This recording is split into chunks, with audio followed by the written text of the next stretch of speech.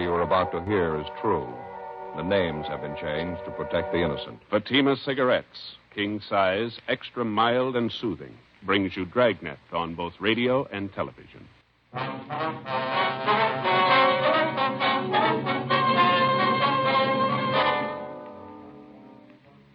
You're an investigating sergeant.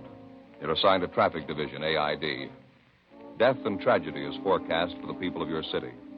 You don't know who the victims will be. You don't know how many there will be. Your job? Try and stop it. Compare Fatima with any other king-size cigarette. Yes, compare Fatima with any other king-size cigarette. 1. Fatima's length filters the smoke 85 millimeters for your protection. 2. Fatima's length cools the smoke for your protection. 3. Fatima's length gives you those extra puffs, 21% longer than standard cigarette size. Fatima gives you more for your money. And in king-size Fatima, you get an extra mild and soothing smoke, plus the added protection of Fatima quality. Buy Fatima in the bright, sunny yellow pack.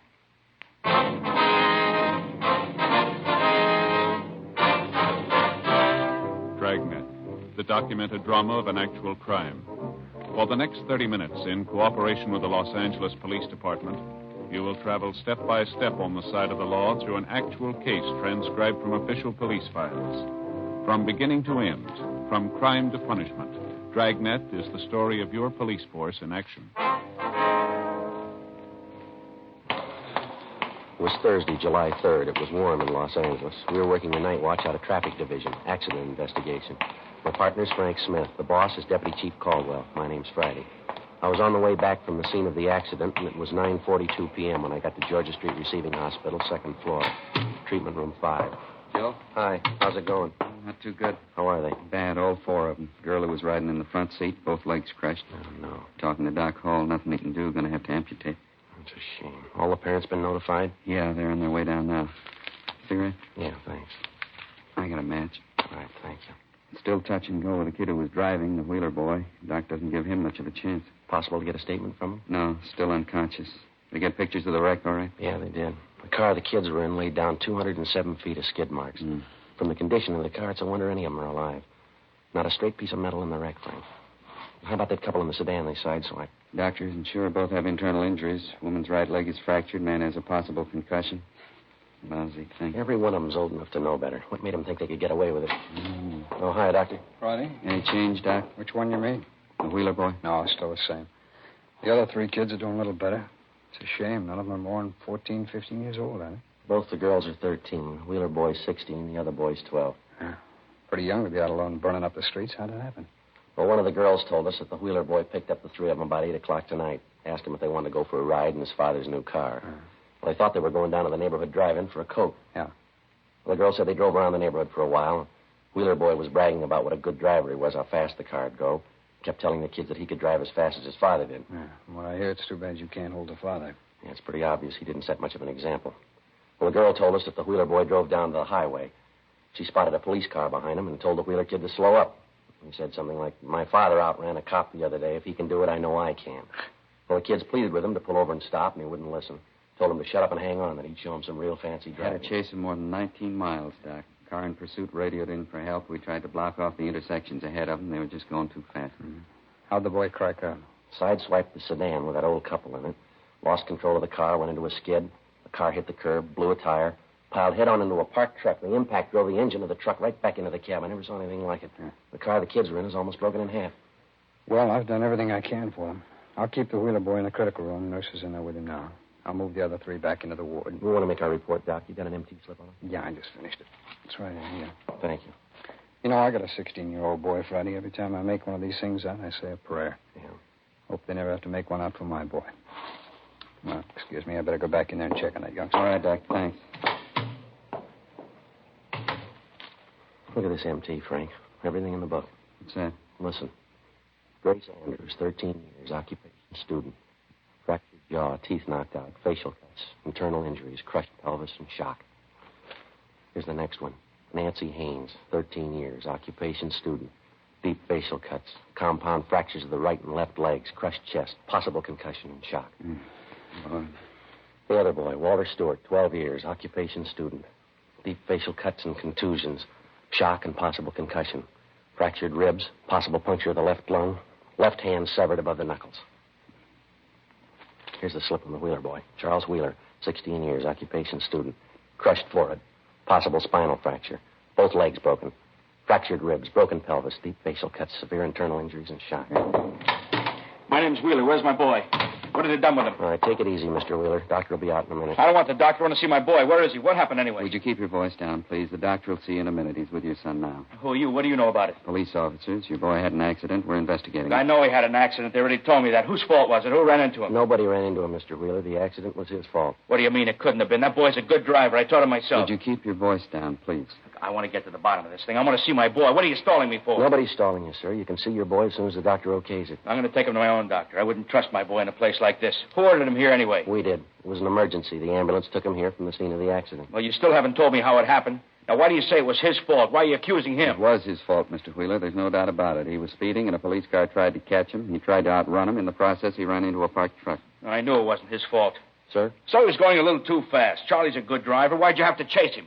Probably the cause of the whole thing. You're the ones to blame. All right, take it easy, Mr. Wheeler. Take it easy, nothing. Why couldn't you let the kid alone? He can drive as well as I can. Think I'd let the kid have my new car if he couldn't handle it? What about a driver's license, sir? Your son have one? Well, no, I didn't have a chance to get him one. Too busy to take him down there for the test. It's a stupid thing anyway. Any moron can pass it. The point is, you didn't have to chase him. He wasn't hurting anybody, was he? I taught him how to drive. He drives just like I do. He's a fast driver, but he's a good one. I ought to know. Our radio cars had to chase your boy 19 miles, Mr. Wheeler. 11 cars chased him. Your boy was endangering the life of everybody on that highway. In a 25-mile-an-hour zone, he was clocked at better than 70 miles an hour. At one time, we figure he must have been doing better than 90. He went through a dozen boulevard stops. He barely missed a woman pedestrian. The woman had a baby in her arms. Just before he cracked up, he sideswiped another car, an old couple in it. They're in this hospital, too, and they're hurt. They're hurt bad. Now, you go ahead inside and make those two old people believe your son's a good driver, that he was just having some innocent fun, will you? It's not all his fault. He probably wouldn't have done it if you didn't chase him. I know my boy can handle a car. I've raced cops myself once in a while. Charlie was with me. He's cool. He knows what he's doing behind the wheel. Just because you drive fast doesn't make you a bad driver. It helps. Frank? Yeah, Doc. Can you spare a minute? Sure. What is it? This is Mr. Wheeler, father of the boy who was driving the car. This is Dr. Hall. Where's Charlie? I want to see him. I'm sorry, sir. You'll have to wait a few minutes. He's lost a lot of blood. They're giving him another transfusion. What's the matter with him? How bad is he hurt? Here's a report. Read it yourself. What kind of treatment you giving him? You sure you know what you're doing? I think so. I've been on this job for 11 years. That's how long I've been dealing with fools like you. What? I heard you ranting and raving out here at these offices. Well, let me tell you this, mister. All three of you were wrong.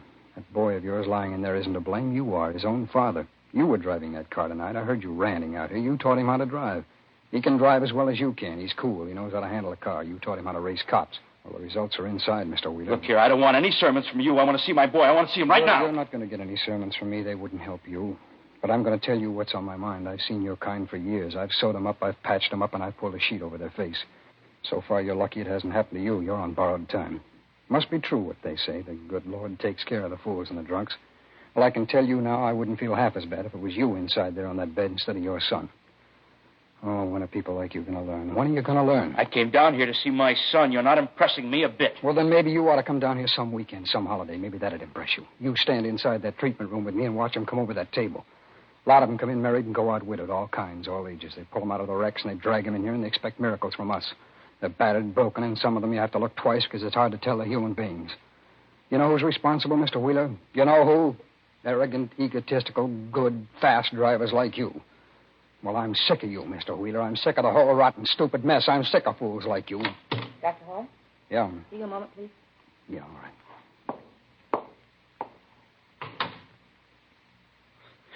Sure makes himself out an expert, doesn't he?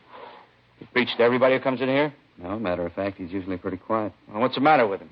Get out of the wrong side of bed? Maybe this will explain it. He's got a 16-year-old boy of his own. What's he beefing about? It's my kid that's hurt, not his. Every kid he treats is his. Mr. Wheeler. Is it all right? Can I see Charlie now? Yeah? Thanks.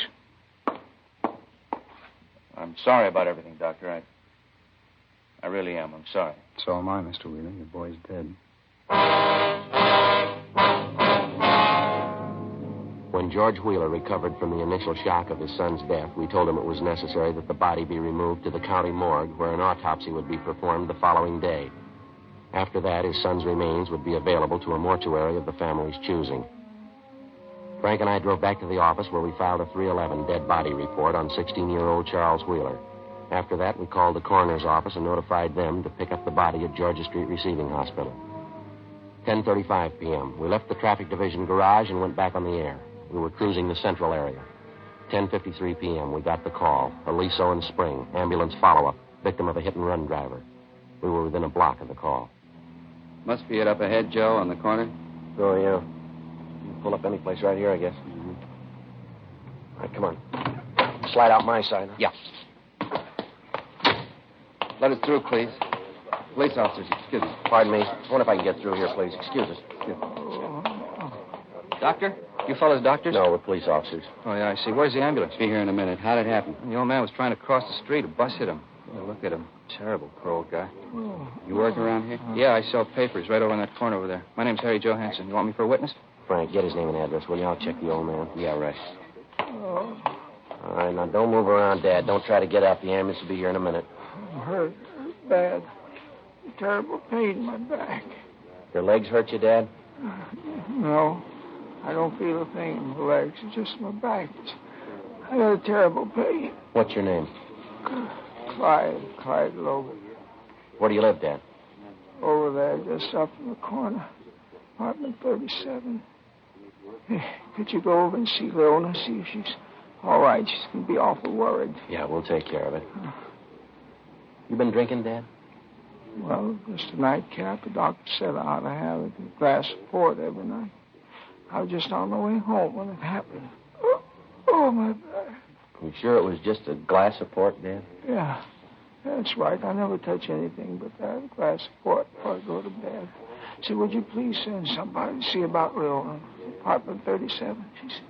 She's going to be awful worried. Yes, sir. We'll take care of it. Oh, this feels terrible. I got to get up. Help me out, will you, officer? All right. You sure you feel up to it, Dad? I don't know. It's an awful pain in my back. I know I'm not supposed to move till the ambulance gets here, but maybe it'll go away if I stand up. All right, sir. Here you go. Easy now. All right. Frank, see you a minute? Yeah. Cancel the ambulance, will you? We won't need it. Cancel it. Call the wagon. Yeah, all right. Am I going to get help, Sergeant? Are they coming for me? Yeah, you're going to get help, Dad. It's on the way.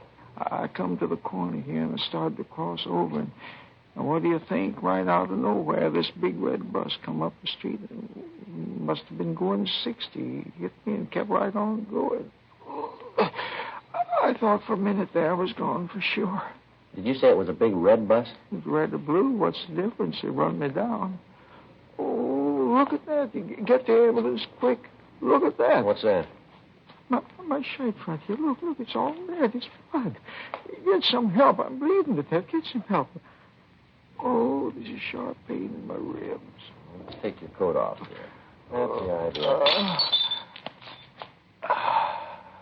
That's better. The pain's gone now. Yeah, well, I don't know what your blood type is, Dad, but you're bleeding port wine. Oh, no. Worse than you thought it was, Dad. You broke your bottle of port. It's all wrapped up in papers, too. It's a wonder how it happened. Just look at my brand new shirt, all that good wine. Joe? No, I canceled the ambulance, called communications for the wagon. What's the score? Say, would you please send somebody up to my place to see Leona? It's apartment 37, building right up in the corner. Please look after Leona. Yeah, we'll tell her, Dad. Oh, say, when you see her, would you please give her this? What's this? Piece of liver. Leona just loves liver. I didn't know you were married, Clyde. When did that happen? I'm not married. Well, then who's Leona? That's my cat, the best friend I got in the world. Say, where's the ambulance? No, there's not going to be any ambulance, Dad. We got a car coming instead. But I'm a sick man, Sergeant. I need an ambulance. You're a hit-and-run victim every time you get enough port wine, Dad. I don't know what you mean. It's a glass of port every night. That's all I ever take. What time do you think it is now? Time? I don't know. I went over to Jack. It's about 8 o'clock. Must be 8:15, 8:30. Why? It's 10 minutes past 11, Dad. You're overdue. Get it, Joe. What's the pitch? Don't you know him? Clyde Logan. Got an arrest sheet as long as your arm. Somebody down at Central tagged him with the name Hit and Run Logan. He's a town character. Well, what's the idea of the hit-and-run story? Oh, he likes attention. Every time he gets loaded, he likes to ride in an ambulance with the siren wide open, so he lays down in the street, pretends he's been hit. I see. Every city's got at least one of them, I guess. Some of them turn in fire alarms. Some of them confess to murder. Some of them just beat their wives. Clyde likes to be a hit-and-run victim. Say, what are you going to do? You're going to lock me up? No choice, Dad. I suppose not. Say, would you talk to the jailer and see if I could get my old job back? I mean, anything in the kitchen. I like to work in the kitchen. Yeah, all right, we'll talk to him. And now, just one more thing. Yeah? Would you go see Jackie Martin for me? Place right up the street there. You see the sign there? Yeah, uh-huh. Jackie's Old Time Wine Shop. That's the place. Well, you go in there and you ask for Jackie. You tell him that I sent you. See, you can say that he's not going to get any more of my business. You tell him I won't even pay him what I owe him. Well, what's the matter, Dad? Why are you mad at him? Well, I got good enough reason. All the trade that I've given him and all the money I spent there, a double crosser. You can't keep customers that way, and he'll find that out. What do you mean, Dan? Well, look, right here on the sidewalk. Yeah? Jackie Martin, him and his cheap bottles.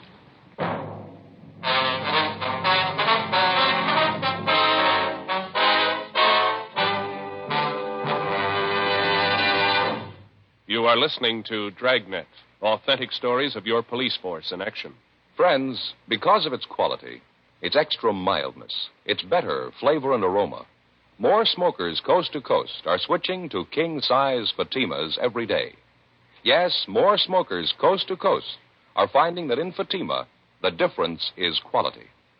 Now, here's the practical way to prove Fatima quality yourself. Compare Fatima with any other king-size cigarette. 1. Fatima's length filters the smoke 85 millimeters for your protection. 2. Fatima's length cools the smoke for your protection. 3. Fatima's length gives you those extra puffs, 21% longer than standard cigarette size. Fatima gives you more for your money. And in king-size Fatima, you get an extra mild and soothing smoke, plus the added protection of Fatima quality. Remember, more and more of your friends are switching to king-size Fatimas. Compare them yourself. King-size Fatima, extra mild and soothing, plus the added protection of Fatima quality. Look for the bright sunny yellow pack. Buy king-size Fatima.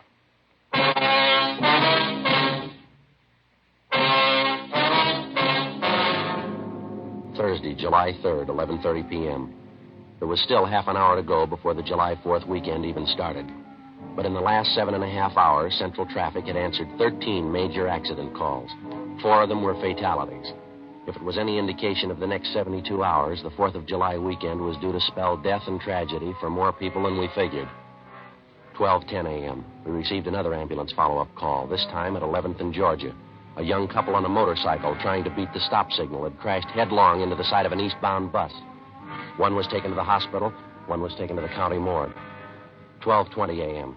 After taking care of the necessary reports, we impounded the motorcycle. The next half hour was fairly quiet. 12:55 a.m., we went off the air and stopped to have a cup of coffee. 1:15 a.m., we called back in service. We continued cruising the central area. At 1:48 a.m., 12 minutes before quitting time, we got a call for Wilshire and Toberman Street, an ambulance follow-up, city property damage, motor officer. 1:15 a.m., we arrived at the scene. Approximately 20 feet from the southwest corner, a police motorcycle was sprawled on the street. The front of it was demolished. About 30 feet from the motorcycle, lying face down in the street, was the figure of a man in a police uniform. All right, would you step back, please? Up on the... Please, everybody, back up there on the sidewalk, please. Help me. Please. All right, don't try to move, fella. It's Bryant. Hey, Mike. Mike? Tried to miss it. Couldn't help it. Take it easy now. Don't try to talk. Ambulance is on the way, Mike.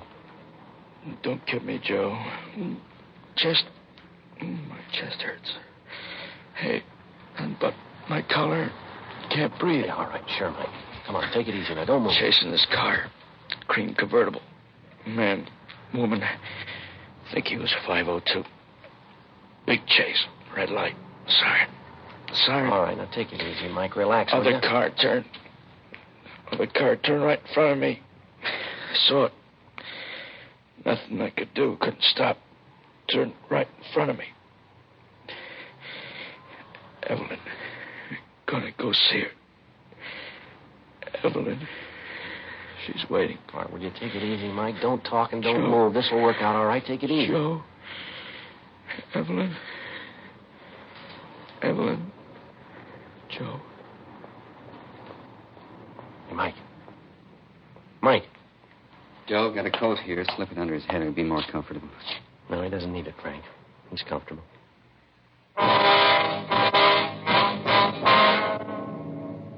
1:57 a.m. The ambulance arrived, and O'Brien's body was removed to the county morgue. Photographs were taken, diagrams were drawn, and statements taken from the witnesses. A truck from Central Garage arrived and started removing the dead officer's motorcycle. Frank and I went over and started interviewing the driver of the car which O'Brien had collided with. She identified herself as Corrine Norton, a bookkeeper at a South Los Angeles defense plant. I was making a left turn, that's all. Next thing I knew, he hit my car. You can see what he did to it. Who's going to pay for the damages? We can talk about that later, Miss Norton. Our first concern is we'd like to find out what happened. Well, there's nothing to it. I already told you. This cop ran into me. There wasn't anything I could do. Would you start from the beginning, please, and tell us exactly what happened? From the beginning of what? I told you. You ran into my car. What more do you want to know? Sorry it happened, but I couldn't help it. Look at my car. How am I going to get to work in the Will you morning? please tell us what happened here, miss, just as near as you can remember? Well, I was going down this way on Wilshire on my way home. I started to make a left turn onto Toberman, and this cop on the motorcycle drove right into me. Wasn't anything I could do. His fault. I couldn't help it. Could we see your operator's license, please? Oh, certainly. Let's see it. Here's someplace. Yeah, here it is. All right, you want to read it out, Frank? Yeah. California operator's license number B208-927. Okay, got it. Corrine, C-O-R-I-N-N-E-M, Norton. 10,033 Ruth Ellen, Los Angeles. 10,033. Right. Female, 5'3.5", 123 pounds. Born February 18th, 1909. Blue eyes, brown hair. Must wear adequate glasses. Just a minute. Okay. You have your glasses with you, Miss Norton? Oh, yes, right here in my purse. I really don't have to wear them. I can see just as well without them. Were you wearing your glasses at the time of the accident? Yes, I was. I took them off right after the accident. Here they are, right here in my purse. See? Miss Norton, we understand the motorcycle officer had his red light and siren in operation at the time of this accident. Did you see it or hear it? No, I didn't hear any siren, and I certainly didn't see any red light. And when's the first time you saw the officer, ma'am? When he hit me. He seemed to come out of nowhere. He was going very fast. You say you were in the process of making a left turn. Is that right, Miss Norton? Did you give a hand signal indicating that you were going to turn? Of course I did. I always do. You touched your car since the accident. What do you mean if I touched it? Was your car just like it was when you were driving it prior to the accident? Well, yes, I suppose it is. I mean, with the exception of the damage he did. You're sure you gave a hand signal, Miss Norton? Of course I am. What's this all about, anyway? Well, if your car's exactly the way it was before the accident, and you're telling us the truth here, how do you account for the fact that the left-hand window of your car is still rolled up here? What? The window of the driver's side of your car there, it's closed tight. You couldn't have made a left-hand signal, now could you? What? I don't understand it. I'm sure I made a signal. I think so, anyway. Are you trying to say I'm to blame for that cop's We're death? not trying to say anything, ma'am. We're trying to get the facts here. Well, you certainly have a funny way of doing it. What do you call facts, anyway? Trying to incriminate me in this thing? I was making a left turn and he ran into me. It's as simple as that. I don't know what you're so excited about. The man just died, Miss Norton. We're trying to find out why. Well, why ask me? I didn't kill him. Speeding along on a motorcycle like that. He shouldn't have been going that fast anyway. That's his job, ma'am. That's what they pay him for. He was chasing a drunk driver. All right, that's his job. He knew it was dangerous when he took it. Yes, ma'am. It's part of his job. That's what we pay him for. Well, he's dead, Miss Norton. Who's going to pay him for that? 2:15 a.m. A traffic car took Corrine Norton downtown to the station where her statement was to be taken and a further investigation made. Frank and I contacted Sergeant Joe Whitehead of the medical detail and informed him of Mike O'Brien's death. He told us he'd notify the business office and the parents of the dead officer. Because of our close association with O'Brien, we happened to know that he planned to get married July 15th, the first day of his vacation. The girl he was going to marry was an Evelyn Monroe. She lived in the Silver Lake district.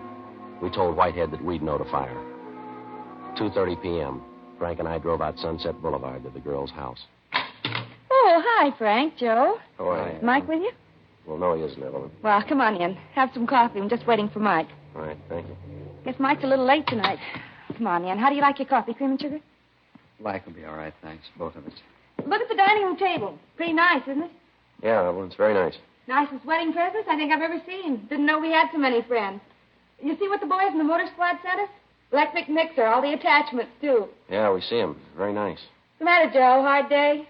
Yeah, it was. It was a tough one. Oh, you're just like Mike. When he gets off work, he's grumpy as a bear. I don't know why. Nothing tough about your job. You ought to work for the man I work for. Coffee's coming right up. Joe, you're going to have to tell her I can't. Do me a favor. Yeah, I'll try. Here you are. I think you ought to like these donuts. I get them at the bakery down the street. Mike's crazy about them. Would you sit down, Evelyn, please? I'd like to talk to you. Oh, sure, Joe. You sound serious. What's the matter? It's about Mike, Evelyn. Mike, what about him?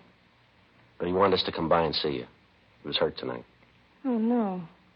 Was it bad? Yeah, I'm afraid so. What happened? Where is he? Can I see him? No, not now. A little later. What happened? They told his mother and dad? Yeah, Evelyn, Joe Whitehead's out there now. Joe Whitehead, medical detail? Yeah, that's right. He usually doesn't go out right away unless they're dead. Joe? Joe, tell me the truth. What's happened to Mike? What's happened? Well, he's dead, Evelyn. No. It isn't the truth. He can't be dead. He was chasing a drunk driver over on Wilshire. A woman turned in front of him. Couldn't get out of the way. Didn't have a chance to lay his bike down. Sorry. It's not true. Can't be it's not true. He called me at 11. He'll be here at any minute. He'll be here any minute. Mike. Mike. Oh, Evelyn, please. There's nothing you can do. Nothing anyone can do. If crying would help, I'd cry with you. But it's not right. It isn't right. Why should he die? Why should he? I'm sorry. Went fast. He didn't suffer. Talked about you. The last thing was about you. It's hard to realize. I can't understand it. I can't. There's no reason for it. No reason for a lot of it. Why, Joe? Why did he have to die? Why did he? Oh, I don't know. I got an idea, maybe, Evelyn. Why? Somebody forgot to put out their arm.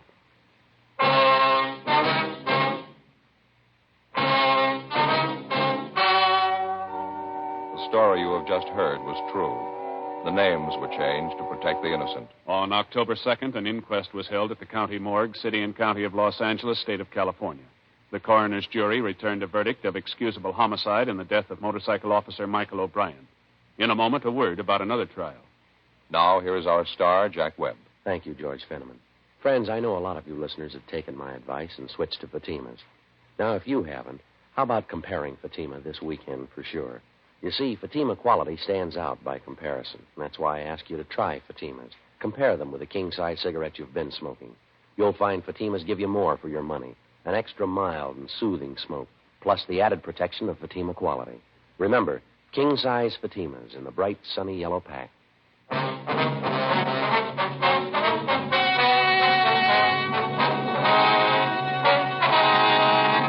Normally, at this time, we give you the result or outcome of legal proceedings against a person or persons for criminal action. You've already heard the results of the documentary cases portrayed on Dragnet tonight. 4th of July weekend is at hand. 40 million automobiles will drive 5 billion miles. Please make every mile a safe mile. Be considerate of the other driver on the road and have a happy weekend. We don't want to read your name on Dragnet's trial page.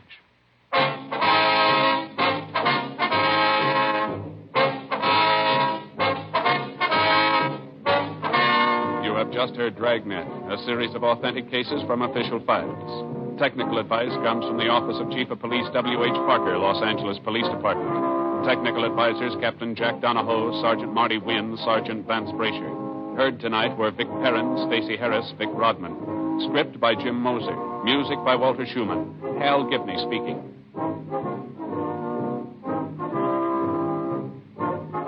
Ladies and gentlemen, you may now read Dragnet every day on the comic page of your favorite newspaper.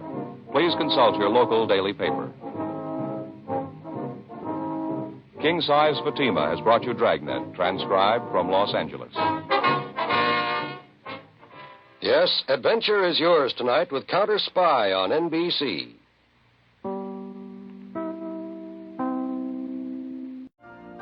You've been listening to the OTR Gold Network. Find more classic radio at otrgold.com.